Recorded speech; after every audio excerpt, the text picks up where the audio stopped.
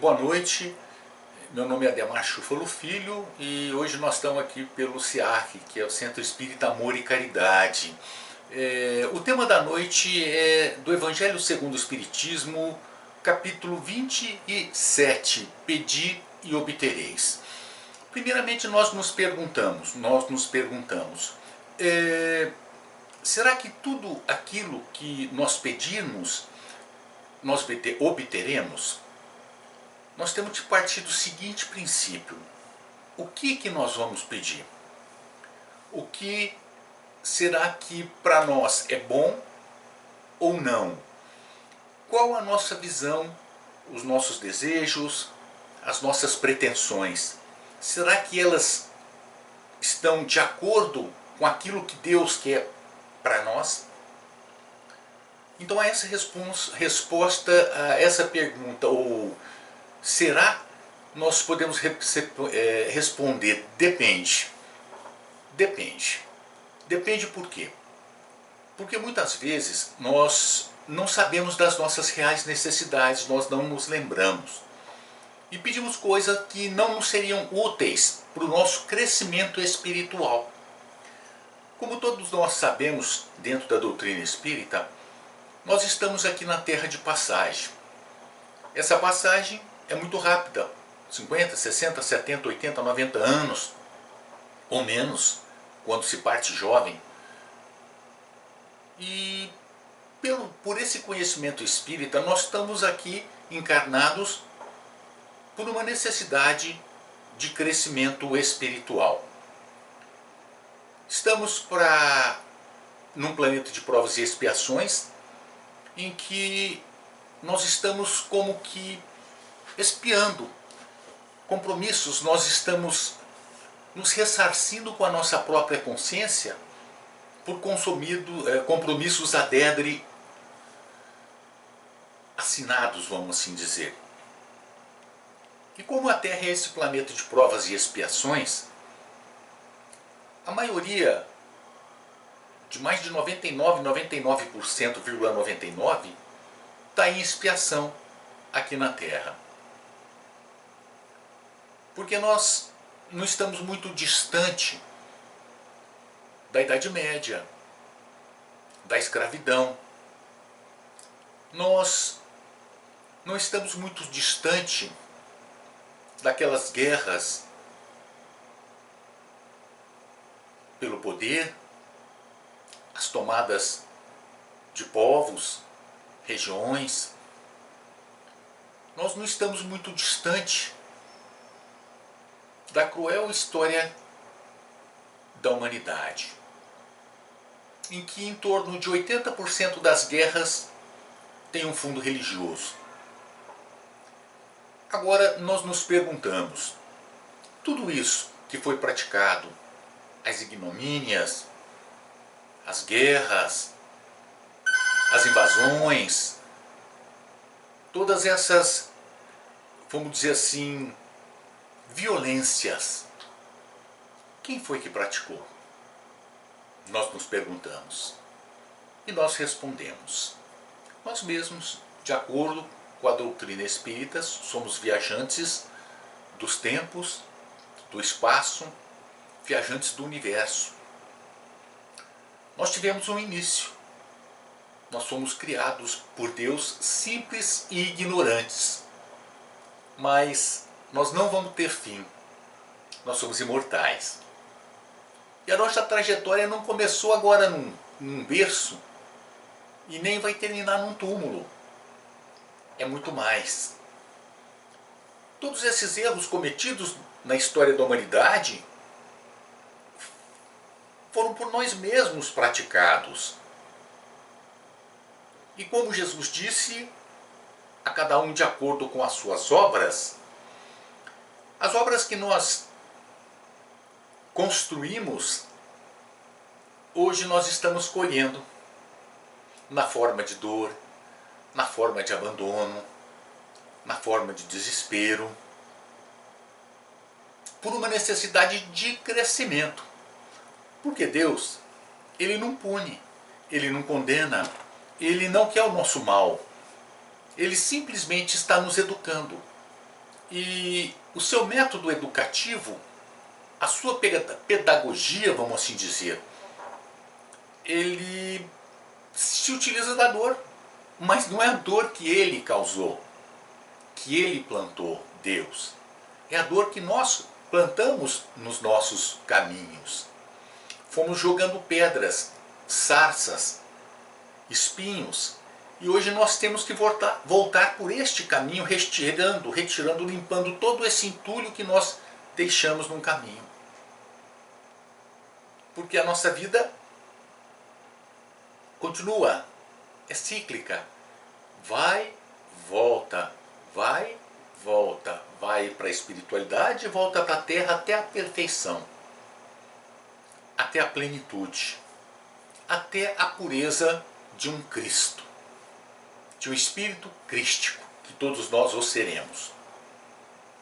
Então hoje aqui, nesse mundo de provas e expiações em transição para a regeneração, o que nós vemos é o mal se sobrepondo de uma forma estrondosa sobre o bem.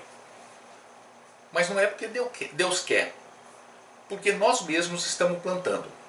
E nessa transição, aqueles espíritos endurecidos vão ser levados da terra, porque automaticamente eles não vão se sintonizar, se afinizar com a atmosfera nova de um planeta de regeneração, que não é um mundo feliz e nem um mundo perfeito ainda. Então, como nós temos o véu do esquecimento e nós não lembramos de todo esse passado, porque é uma graça de Deus esse esquecimento, porque se nós lembrássemos de tudo, lembrássemos que aquelas pessoas, os nossos entes queridos, que estão ao nosso lado, ou nossos amigos, ou os colegas de trabalho, fossem um desafeto, qual seria a nossa reação? Então Deus dá o esquecimento a todos, para que a gente possa se realinhar, se reajustar dentro dos núcleos familiares, sociais, do trabalho. E como nós não nos lembramos, nós normalmente esquecemos que esse sofrimento e essa dor foi plantada por nós, e que nós temos um compromisso perante a nossa consciência. Então, quando a gente pede e tenta obter, nós normalmente pedimos facilidade, estou dizendo por mim. Nós pedimos aquilo que não seria conveniente para mim hoje, porque hoje é necessário que eu me reeduque. E muitas vezes a reeducação, ela é dolorida. É como se nós tivéssemos sido reprovados num determinado ano da escola e tivéssemos que refazer novamente. Nós notamos que isso começa a ficar muito cansativo, maçante.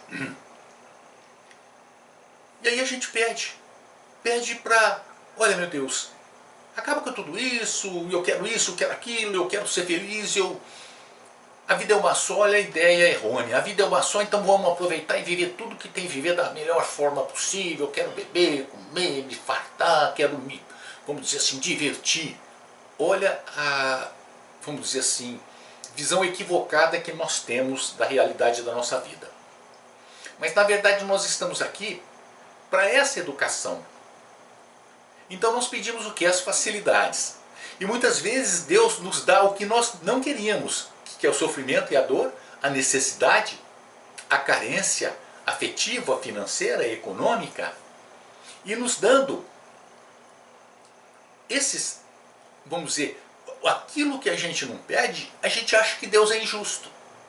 Que Deus é injusto porque Ele não está atendendo as minhas preces, Ele não está me dando aquilo que eu peço a Ele.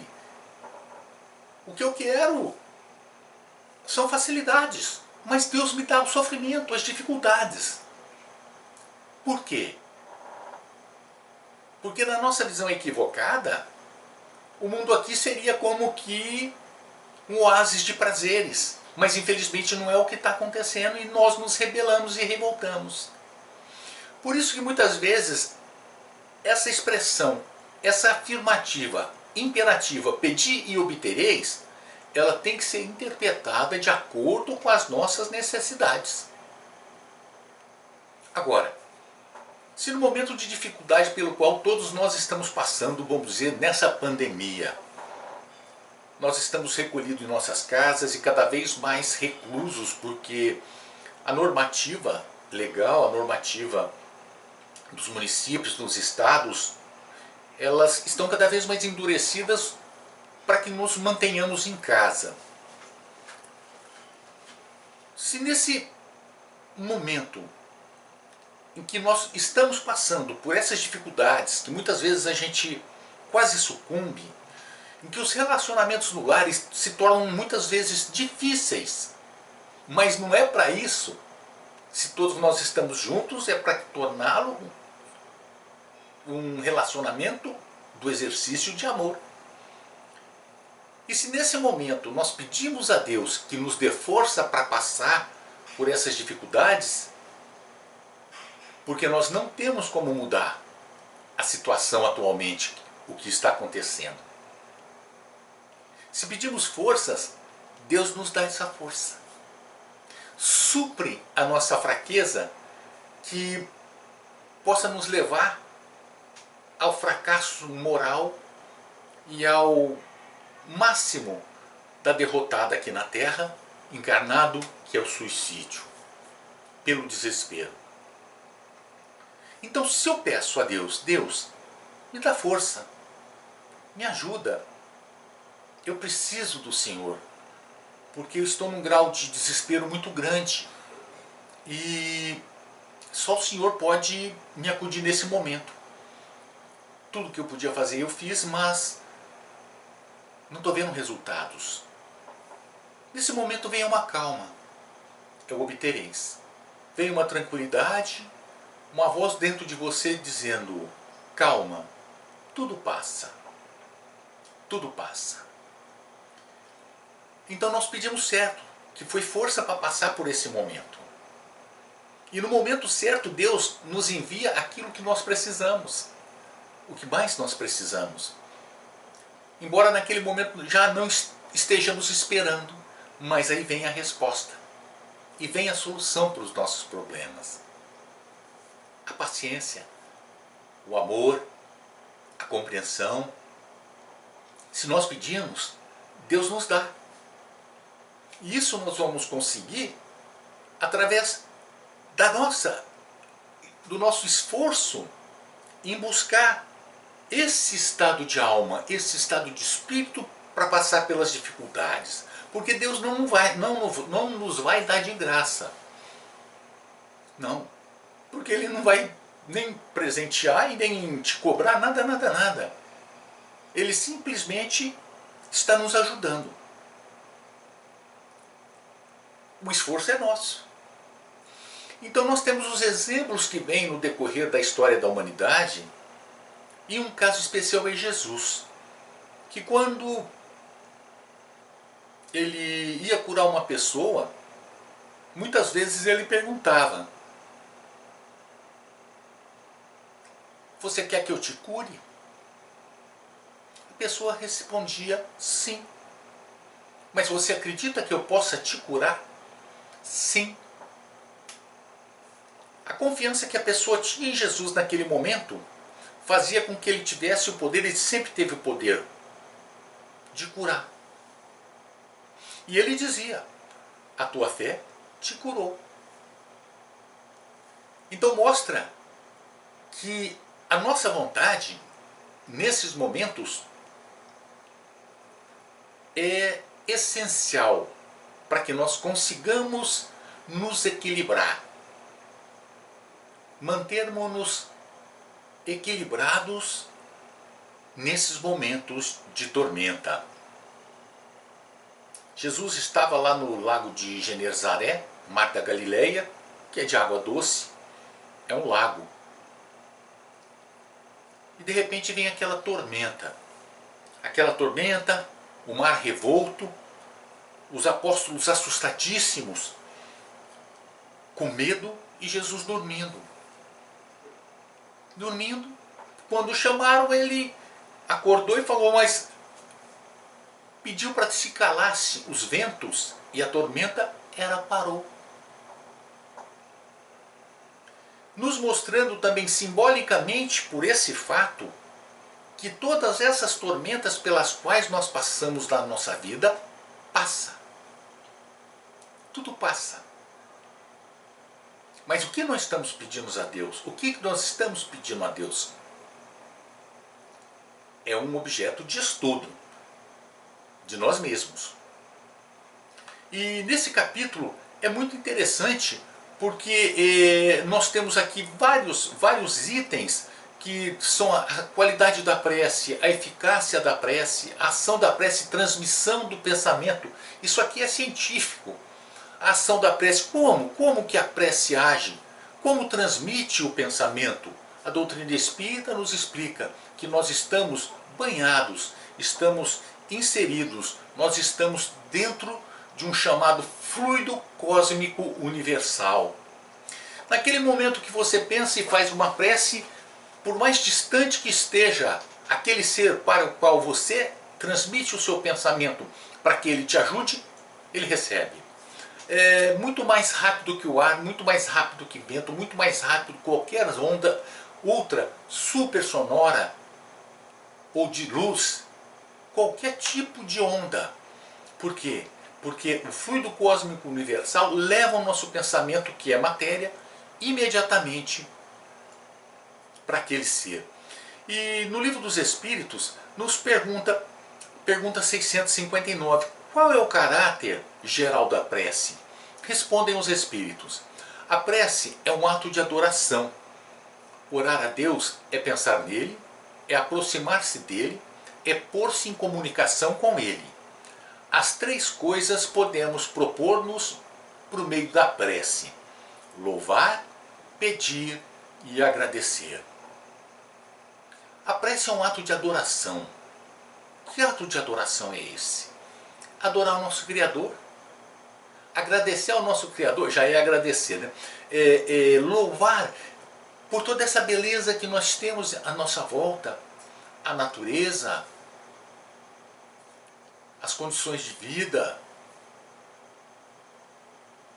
os seres humanos que se ajudam uns aos outros nos momentos de necessidade, de dor.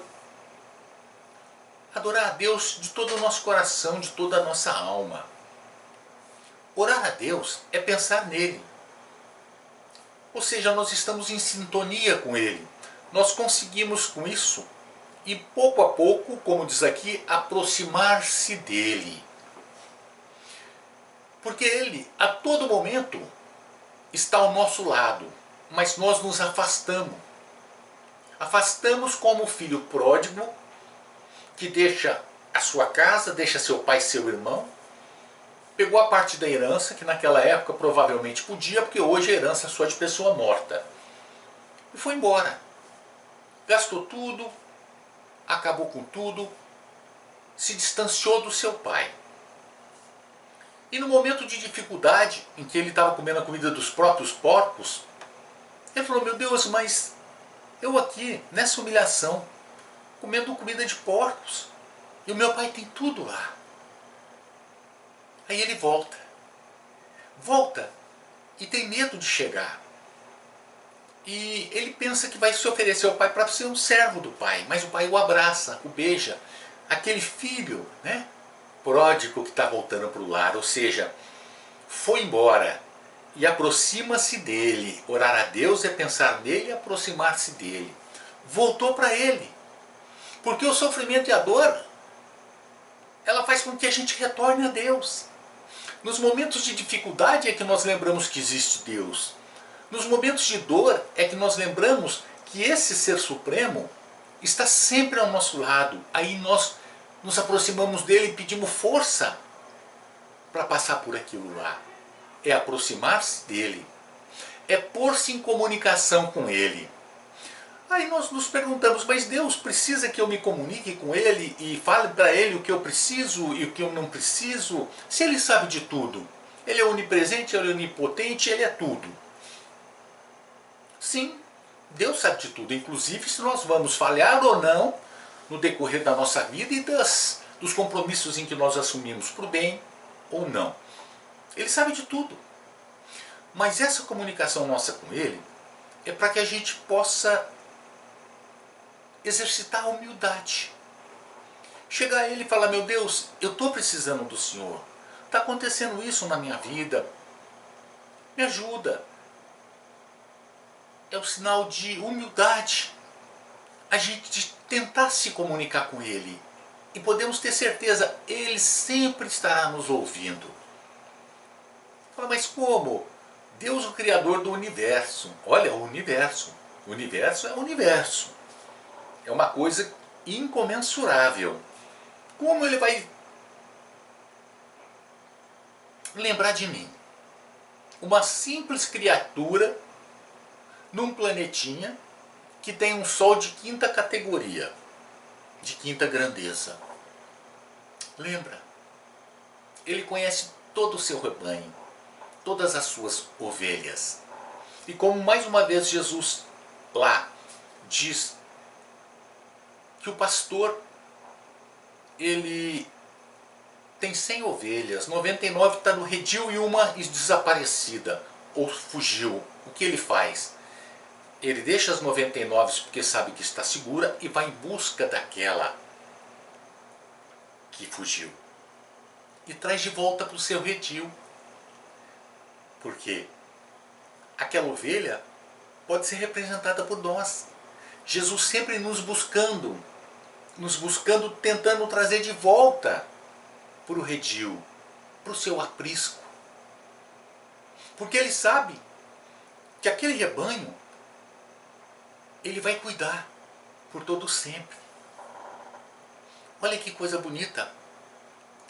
E essa comunicação com Deus nós temos que ter constantemente através da prece.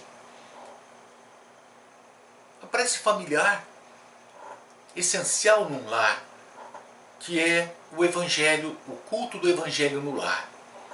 O culto do Evangelho no lar, a família se reúne uma vez por semana, num determinado dia, numa determinada hora, sempre naquela hora, naquele dia da semana. Por quê? Porque naquele dia, naquela hora, os nossos guias espirituais, que também são chamados de anjos da guarda, os bons espíritos, vêm naquele momento participar daquele culto no nosso lar, nos transmitindo boas energias e fazendo com que uma limpeza fluídica no nosso lar, no nosso perispírito. Então eles sabem, esses nossos guias, esses anjos da guarda, os bons espíritos, que naquele dia, naquela hora, nós teremos aquela reunião familiar, que é um culto do Evangelho no lar. Aí eles vêm para nos socorrer, embora eles estejam em todos os momentos ao nosso lado, nos ajudando, nos amparando, nos socorrendo.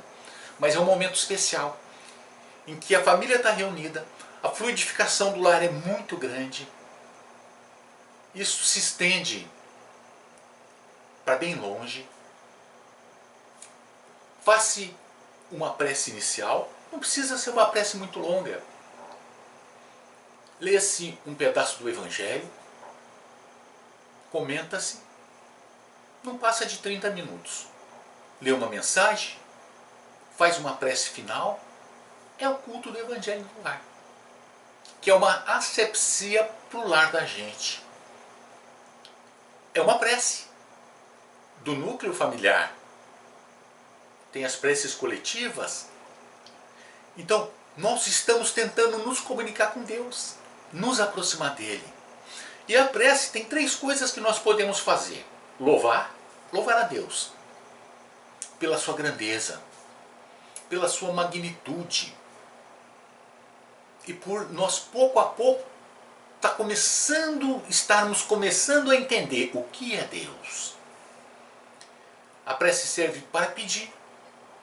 No meu caso, o pedir é muito. Eu não peço pouco não.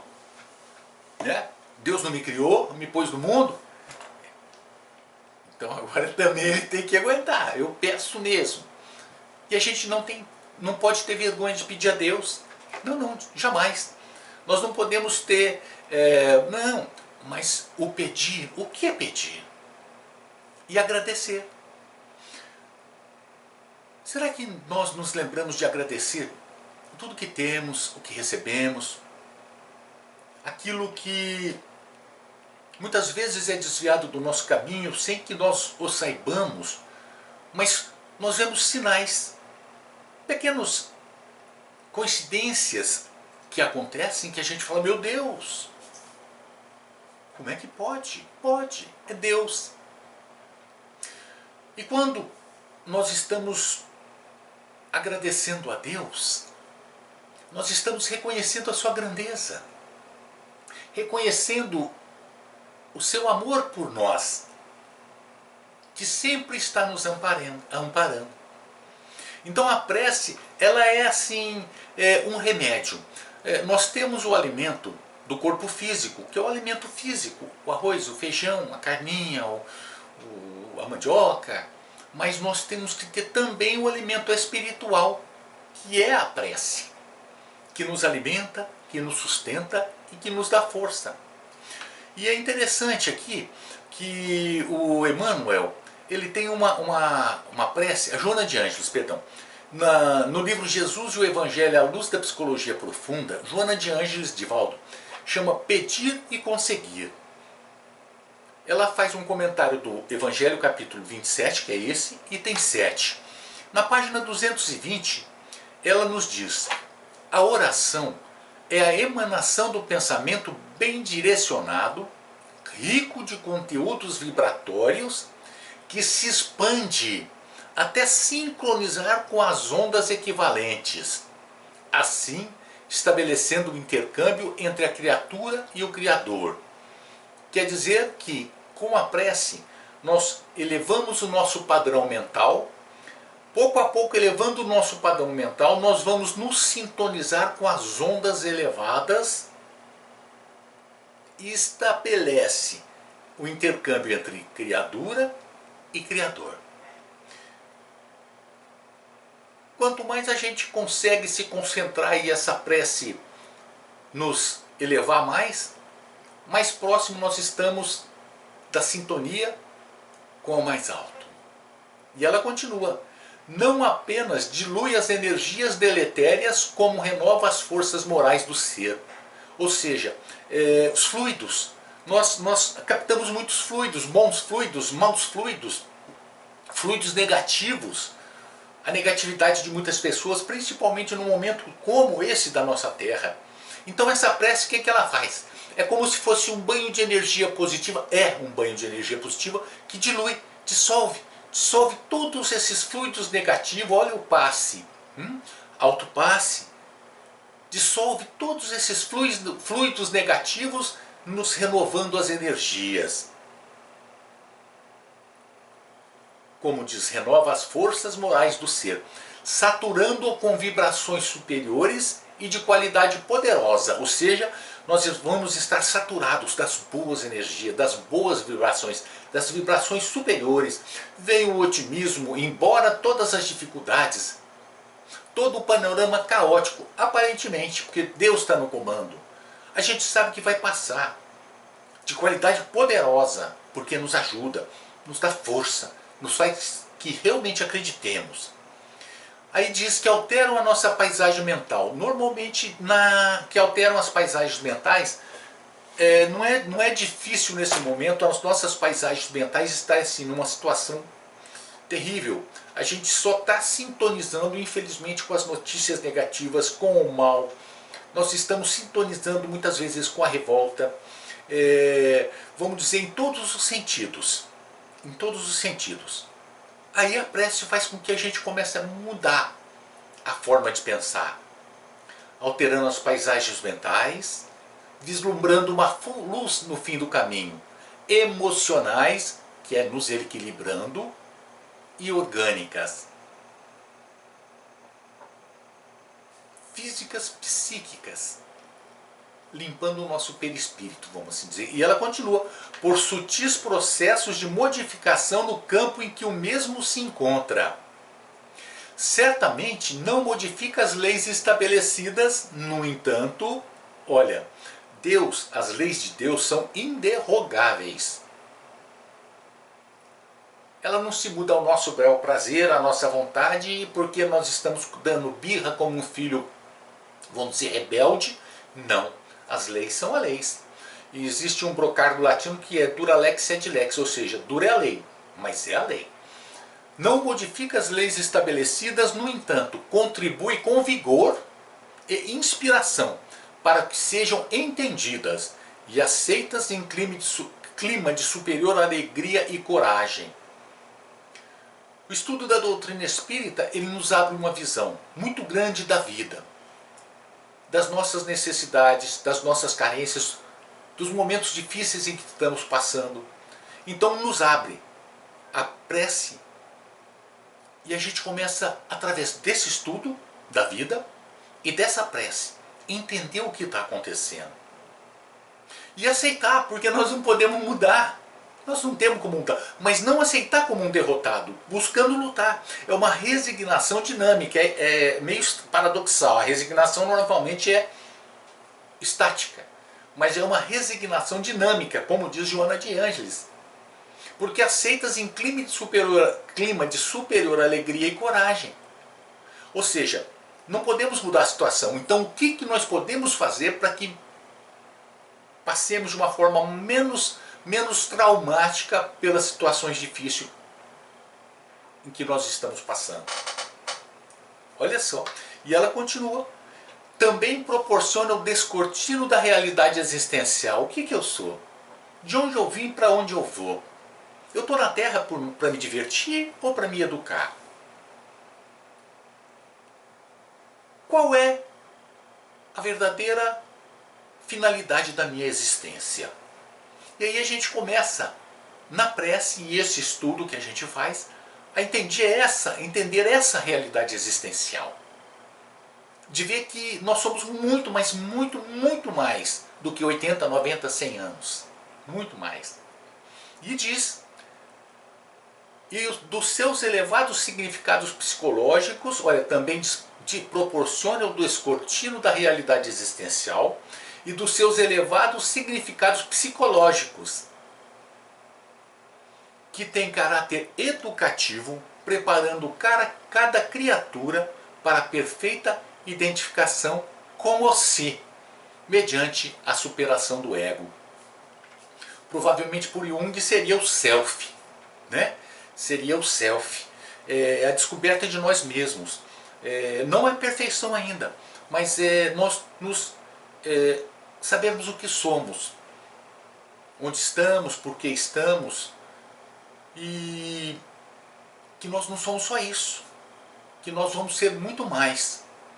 Então esse estudo vai nos levando, essa prece que nos ajuda a esses entendimentos, porque vai abrindo a nossa mente para isso tudo. Olha que interessante.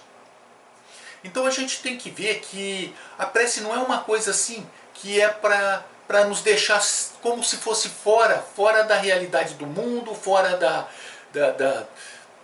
da nossa realidade, e que Deus fosse tirar tudo do nosso caminho, porque eu acredito nele, então ele tem que tirar. Não, não é assim. Pergunta 663 do Livro dos Espíritos. Podem as preces que por nós mesmos fizermos mudar a natureza das nossas provas e desviar-lhes o curso? Respondem os Espíritos. As vossas provas estão nas mãos de Deus, e algumas há que têm que ser suportadas até o fim. Mas Deus sempre leva em conta a resignação. A prece traz para junto de vós os bons espíritos, dando-vos estes a força de suportá-las corajosamente. Menos rudes elas vos parecem, as nossas provas. Temos dito que a prece nunca é inútil, quando bem feita, porque fortalece aquele que ora, o que já constitui um grande resultado. Olha a força pelos momentos de dificuldade. Ajuda-te a ti mesmo, e o céu te ajudará. Bem o sabes. Demais, não é possível que Deus mude a ordem da natureza, olha que interessante, ao sabor de cada um. Vocês imaginam se Deus mudasse a ordem da natureza ao sabor de cada um, das nossas vontades? Continuam os Espíritos, porquanto, o que, do vosso ponto de vista mesquinho, da nossa vida efêmera, vos parece um grande mal, quase sempre é o grande bem na ordem geral do universo. E continua, além disso, de quantos males não se constitui o homem o próprio autor? Pela sua imprevidência, pelas suas faltas, ele é punido naquilo que pecou, ou seja, nós estamos simplesmente sendo cobrados naquilo que nós fizemos. André Luiz diz, promissória emitida tem que ser resgatada. É compromisso assumido. Então, compromisso assumido, nós temos que resgatar. Todavia, as súplicas justas são atendidas mais vezes do que supondes. Julgais de ordinário que Deus não vos ouviu, porque não fez o vosso favor um milagre, enquanto que vos assiste por meios tão naturais que vos parecem obra do acaso ou da força das coisas. Muitas vezes também, a mais das vezes mesmo, ele vos sugere a ideia de que vos fará sair da dificuldade pelo vosso próprio esforço. Por isso, meus irmãos, minhas irmãs, que possamos colocar como o hábito do alimento do corpo físico, o alimento da alma, do espírito, que é a prece nos nossos dias. Em todos os momentos nos recorrermos a Deus, pedindo para que Ele nos dê força para passar por esses momentos de dificuldade. A prece não precisa ser decorada, nada, é do coração. Não importa o número de palavras, está aqui nessa lição do Evangelho. Importa o sentimento que você coloca nessas palavras, a sua sinceridade, porque Deus sabe quando nós estamos tentando enganá-lo e nós não o conseguiremos. Inclusive porque nós não nos enganamos nem a nós mesmos, podemos enganar aos outros. A prece de coração, nos momentos de dificuldade ou não, olhando o céu, olhando o sol, olhando as flores, olhando o campo e dizendo obrigado, Senhor, por eu fazer parte disso tudo. Obrigado por eu ter uma família, estar numa família. Obrigado por tudo que me dá, Senhor, mesmo que seja dor, porque eu sei que é para o meu bem. Então a prece vai abrindo os canais para que a gente possa, pouco a pouco, entender tudo isso nas nossas vidas. Muito obrigado a todos, de ambos os lados da vida. Essa é a explanação do Evangelho. Muito obrigado.